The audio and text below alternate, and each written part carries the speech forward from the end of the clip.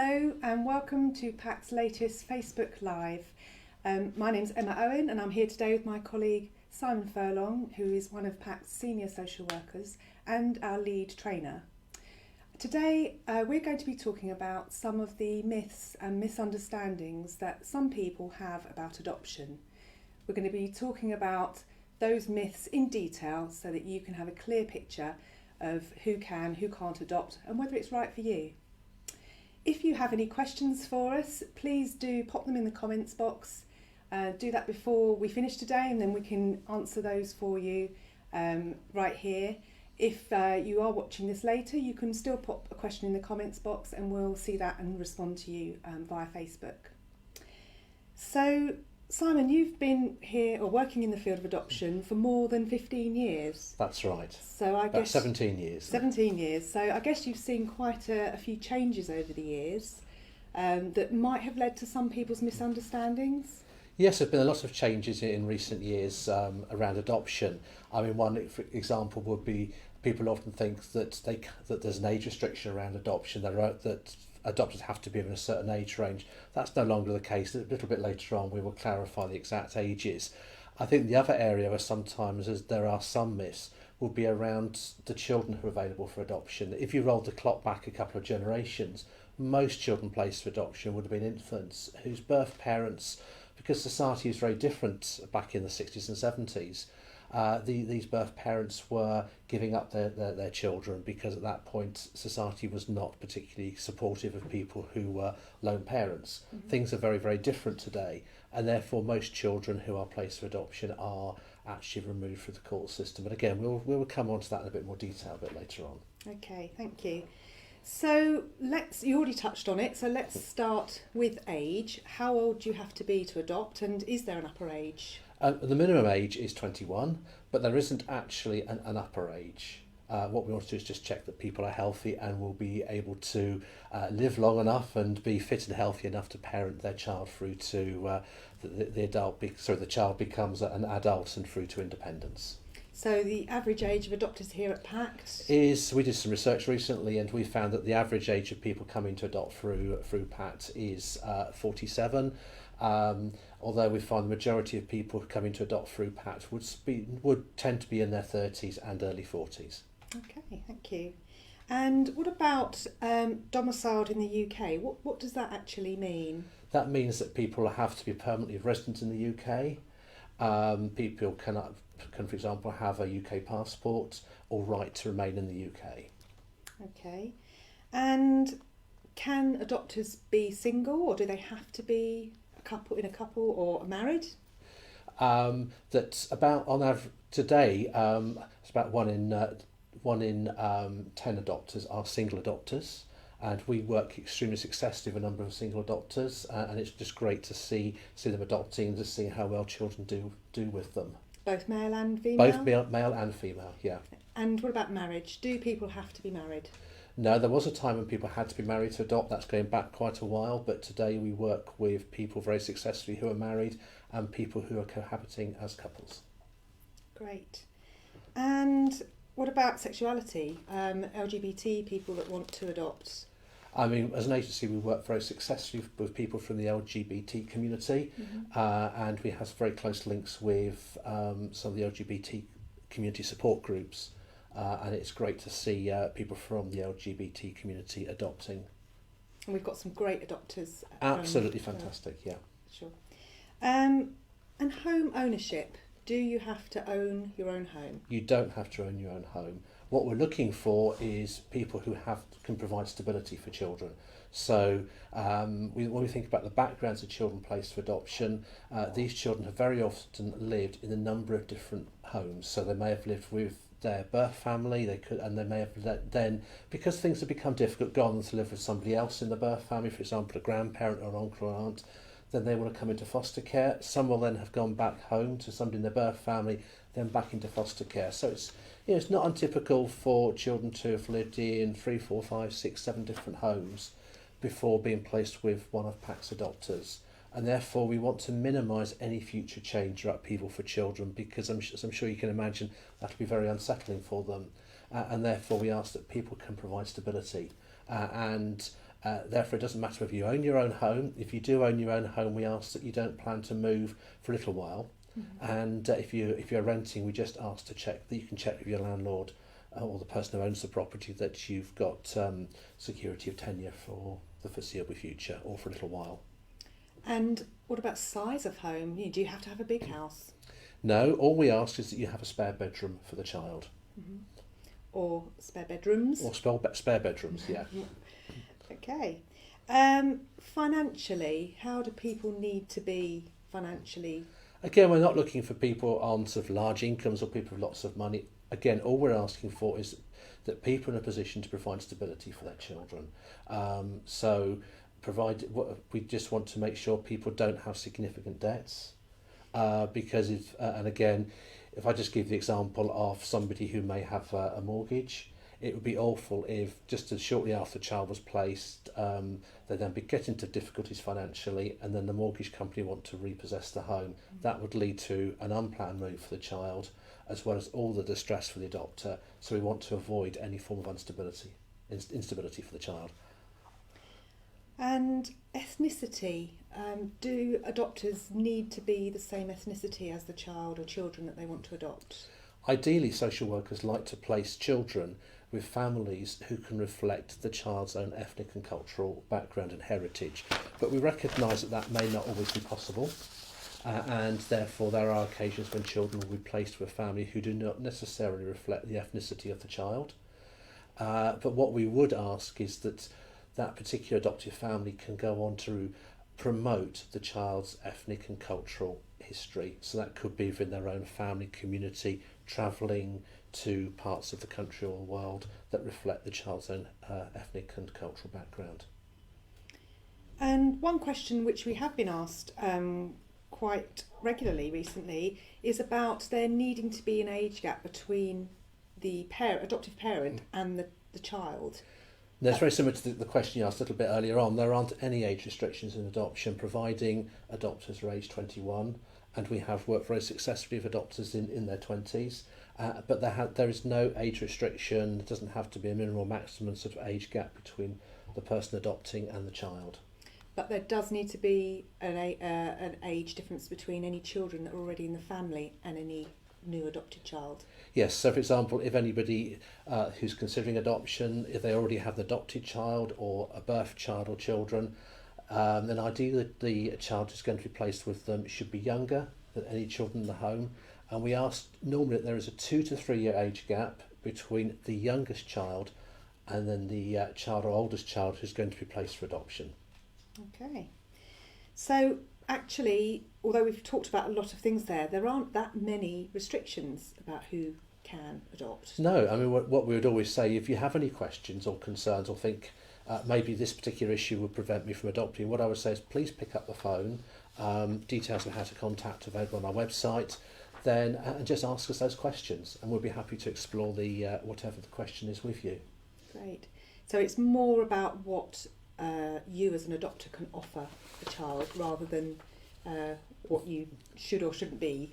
Oh, very definitely. And what we're thinking very much about is looking for people who do have experience of looking after or working with children. And I think when I say working with children, I just want to clarify, it doesn't mean that you have to be working in your day job with children, although we do work very successfully with people who, for example, school teachers and other people who work with children on their day-to-day jobs. But what we would ask is that if you don't currently work with children, that you look to get some voluntary work experience. There are lots of opportunities and organisations that are really keen for people to come and volunteer with children, for example, cubs, beavers, rainbows, etc. And there are other groups out there who are really keen to welcome people in to get that experience of working with children. And you can't really start that too soon, can you? If somebody's Definitely thinking about adopting, maybe not now, but maybe in a few years' time. And we would always sort of encourage you to start getting that experience as soon as possible. It does take a little while for any organisation to put people through the recruitment process, and therefore the sooner you start that and the more experience you gain, the better. And you can do voluntary work with children in a very wide range of settings, and very often children, for example, who have some form of additional needs, or some people go into schools and nurseries and do some reading. There's a full range of voluntary work that you can do. Great. So let's talk about some other practical considerations. How about people who maybe don't have family nearby, or people that do? You know, what sort of support should people have in their network? I think one of the things that's important, anybody who's sort of looked after or parented children will say that, you know, it's a challenging task. Probably one of the most challenging things anybody can do is to parent, but also one of the most worthwhile and rewarding things. But actually, anybody who's parenting will say that having support, whether it's from family or friends, is really important. And there was a time when predominantly people would perhaps have lived in the same communities as their extended family, but we recognise today that's not the case for maybe the majority of people.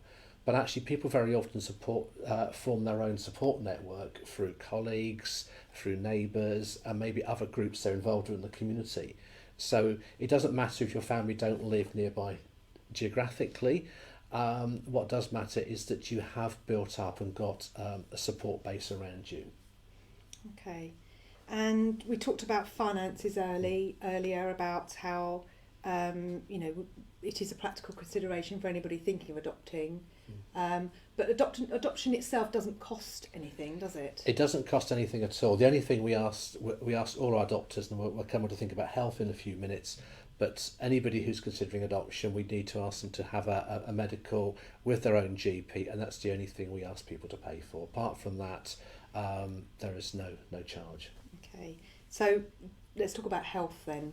What sort of health should people have to be able to adopt? We know that sort of parenting children is demanding, and it's important that people are healthy. But we also recognise that people, often may have had some sort of accident or injury, and you'd be surprised over the years the number of people I've worked with where they have had a health condition either currently or in the past, and that hasn't actually stopped them from adopting.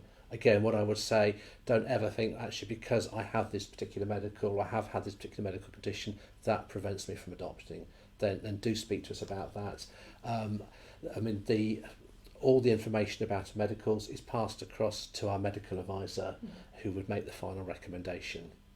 And is that the same for if somebody has a disability? Very definitely. We very much welcome people who have a disability. And again, we would want to talk to them to see how we can help. Okay. How about weight? Is there some issue about people's weight? We ask again that people are healthy, and it's thinking very much about people being able to support their child very much in the long term through to adulthood and through the early adult years. And the general guideline is that people's BMI should be 40 or below. Okay. What about smoking? Again, we ask that you recognise that many people have smoked at some point in time in the past. The national guidelines and regulations are that children should not be placed in homes where there is a smoker, and we ask that people have shown that they have stopped smoking, and they've stopped smoking for a period of about 12 months to demonstrate their commitment. Okay. To remaining smoke-free. And also there's a certain number of checks that we do need to do for anybody that's considering adoption, such as DBS. Yeah, like any agency who is recruiting people to either work with or look after children, we have to ask people to complete a DBS, yeah. Okay. So people who are watching this who might be thinking about adoption, they might be at very different stages of that thought process, perhaps really, really early on, or perhaps ready to take the next step. Where would you recommend that people can go for help and advice? The first place I'd encourage people to have a look at is our own website. We've got a very extensive website with lots and lots of resources on and videos, etc., giving people more information about adoption. So we would encourage you to come to our website. One of the things you will find on our website will be details of our information events that we run across the geographical regions that we cover. And that's one of the best places to come. You want to find out more about adoption. We will do a presentation giving much more information than we've got time to cover today around adoption. We also have experienced adopters coming along to these information events, sharing their story, talking about their journey, and they'll often start about their initial thoughts about and the initial journey into adoption, and then talk about their experiences of the assessment process and then identifying their child or children, and then talk about the children moving in and settling, and then what life is like today. So it's a great opportunity just to come and hear firsthand what it's like living with a child or children who are adopted. And then there's the opportunity to ask the social workers who are present and even the adopted parents about any questions that you may have around adoption. Great. And there are, other ways in which you can get more information about adoption. There is something called the First for Adoption, which is FIRST, First for Adoption website. That's a national website, and that does have some e-learning sessions and webinars giving you details about the backgrounds of children currently placed for adoption. And there's a really good podcast series by the BBC. It's got about 20 podcasts on, only about 10 minutes each. So it's very easy to download those and just listen to them when you're commuting to work or wherever. And that follows 2 children who are placed for adoption. What's that called? It's podcast? just called The Adoption. The Adoption. Yeah, if you go onto the BBC Sounds website or just put BBC The Adoption onto any search engine, that'll direct you to that, and you can download. It's approximately 20 web podcasts, and there are interviews there with the adopted parents and the birth parents and the birth grandparents. So you find out more about adoption from all parties who are involved with the process. There's a couple of specific websites for people. Firstly, for LGBT community. Yeah. That website is New Family Social. We have a close partnership with New Family Social, and then another one for people, families of faith and Christian faith. That's Home for Good. Again, we have a very close partnership and work closely with Home for Good. So I encourage you to again have a look at both those websites to see what information is available there. And also people, talking to other people that they know that have adopted as well. Yeah, and once people say I'm thinking about adoption, it's always amazing how other people around them may say, well, actually, I'm adopted myself, or I've adopted, or I have a friend or know somebody who has adopted, and I would encourage you to talk to that particular person or those people. Great. So I'll just see if we've had any questions from anybody watching. Somebody's asked, how long does the process take? I mean, we're very clear. We want to support people to go through the process as quickly as possible, but we also recognise it's a very serious process, and people often tell us that they have appreciated the time that it has taken. I'll just say in a minute about the timescales, because it's given them the opportunity just to think through and process all the information. So the adoption process was updated in 2013. And it's now in 2 stages. So the stage 1, which the government has set up, has been adopter-led, led by adopters, and that's when we do a lot of the statutory checks and references, and ask our adopters to attend a 4-day preparation course when they have the opportunity to hear much more about adoption as it is. And we think about a lot of the techniques that adoptive families use to support them when parenting their children. We then move into a 4-month stage 2 process, which is very much led by ourselves, and that's when a social worker will come round to your home for approximately 8 visits lasting 2 hours. For some people maybe a little bit less, for some maybe a little bit more, and we will just go through what's called a home study, asking a little bit about your own childhood, your family, thinking about your relationships if you're in a partnership, how you met and how your relationship works, how you support each other. Think about the experience you have of working with children. You talked about support networks, your own support networks. Who you're going to pick up the phone to if you've got a crisis or you just need a bit of help? Who are you going to call? To think about those practicalities, and then also think about the sort of child or children who you will be suitably matched with. And children placed for adoption will be placed, and we've placed children under 12 months old, right through to up to about the ages of 8 or 9. Although the majority of children we see placed for adoption would be somewhere between about 18 months and 4 years of age. So we ask families to think through in the home study what sort of age is right for them. And we recognise, as we said a bit earlier on, that children today are not just given up by their birth families.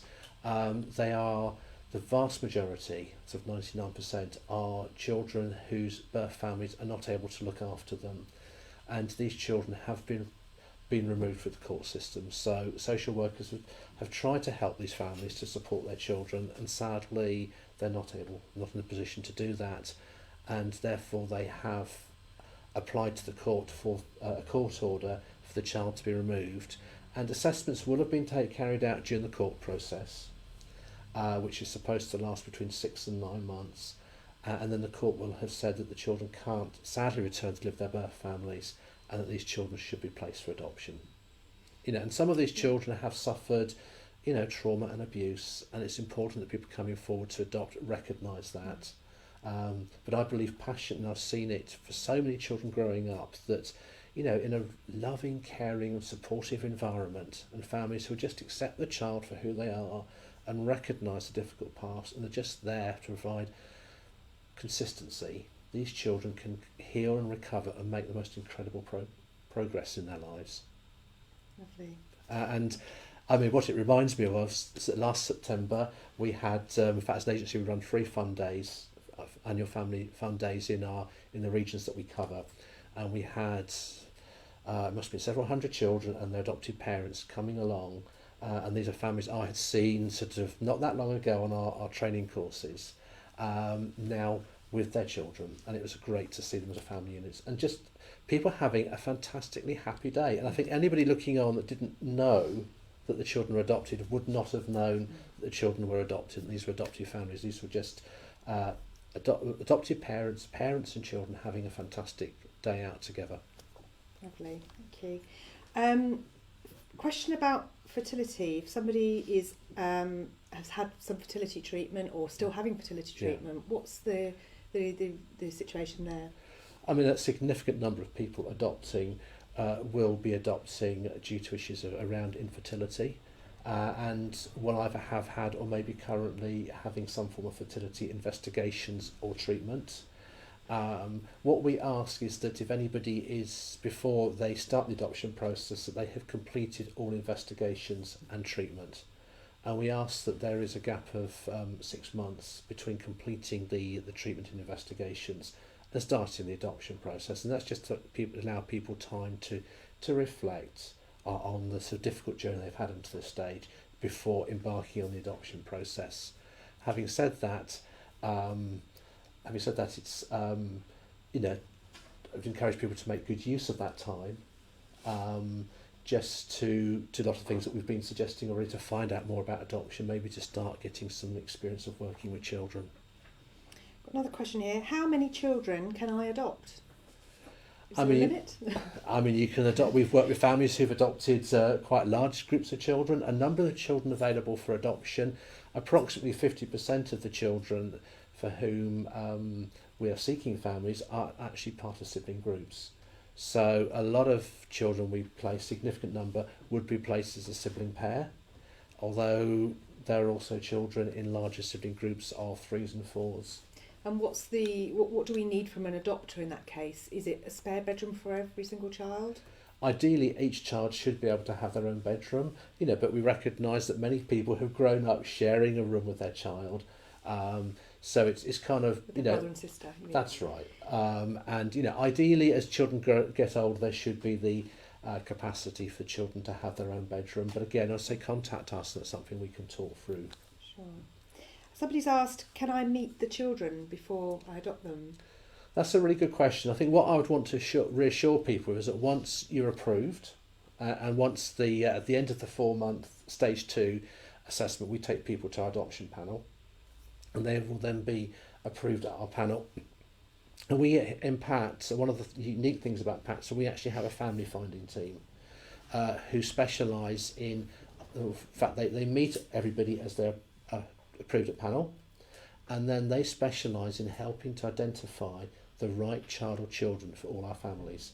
And they have connections with social workers and local authorities across the whole of the UK, and we go to all sorts of exchange and other events, as well as using a particular website to try and link children with our families. Okay, and about meeting the children in advance. And meeting the children, and yeah, thank you. So as part of that process, once people be shown some limited information of the child, maybe a picture, and just a brief description of the child, and if they kind of feel drawn to this child or these children, then we will try and get more information and have an initial conversation with the child social worker. And if everybody feels that, and the child social worker feels that the PACT family could meet the needs of the child for whom or children for whom they're seeking a family, then we would exchange the what we call the background reports on the children and our adoptive family. So we would send the prospective adopters report to the child social worker, and we would in exchange receive the child's permanence report, which gives a lot of information on the child's background, why they're removed from their birth family, their health, their development, the things the children enjoy doing, and their behaviours and their needs. And then if everybody felt that this is looking right, we move to the next stage, and the child social worker will come and visit with a colleague our PACT family. And that gives our PACT family the chance to ask a lot more in-depth questions based on the information they've received, which would also include a full adoption, specialist adoption medical on the child, and maybe some other assessment reports and reports, depending on the age of the child, from the school or the nursery. And then it also gives the child social worker the chances to come and see our adoptive family in their home and begin to picture the child in our adopter's home. And then if all goes well, which it usually does following those meetings, we'd move to the next stage of arranging for our PACT family to go and meet the person or people who are really the experts on the child, because they're living with the child day to day, which would be the child's current foster carers. And the child may have been with them by then, for the foster family by then, for a year or more. So these people know the child really, really well. They can talk about all the things the child or children really enjoy doing, their behaviours, their needs. And at the same time, we also arrange for our family to meet with the paediatrician who carried out the adoption medical. We may arrange for the family to go and see the nursery or the school to get as much information on the child as possible. And our family had also seen some videos and pictures of the children by now. And as the process goes along, we arrange for more videos and photos to be sent through. But the thing our family haven't done by then is actually to see the child. They've got a very clear picture of what the child is like, but still haven't seen the child. And the thing we're doing more and more is actually asking if it's possible for our families to see the child. We have to handle this incredibly sensitively, because at this stage we haven't been to what's called the formal matching panel, where the child is formally matched with our adoptive family. And what we don't want to do is to promise a child that they have new parents or a new adoptive parent, and then for that not to go ahead. So if I can give you one or two examples, I've had recently that we've just met up at a play park with the foster carer, and sometimes the adoptive family will see the child at a distance, sometimes they will just go and talk to the foster carer. It may even be possible with a very young child to go and have a cup of tea with the foster carer and see the child in the foster carer's home, or to go into the school or nursery, or to go to a indoor play area and see the child with the foster carer. So from the child's point of view, they're just other adults coming in to talk to the school teacher, the nursery worker, or the foster carer. But it gives the adoptive parents the opportunity to see the child, really see what the child or children are like, and to see them interacting with other adults or possibly other children. Lovely. Okay, well, thank you. Unless we've got any other questions, as I said before, if you're watching this and you do have a question for us, please do comment, and we'll do our best to respond to you with an answer. If you'd like to find out more details about adopting with PACT, there are some details underneath this at the bottom of the screen. You can visit our website, which is pactcharity.org, and on the website, as Simon said, there's lots and lots of information about adoption, and also a guide to adoption which you can download, and that's got really lots of information that hopefully you'll find useful. You can also book, you can see when our next information events are. We hold these monthly in Reading, in Oxford, in London and in Sussex. So do have a look at the website to see when the next information events are. But thank you for joining us today. We will be back in the new year with some more Facebook Lives, so we hope you will join us for those. And in the meantime, we'd like to wish all of you a very Merry Christmas. Thanks for joining us. Bye.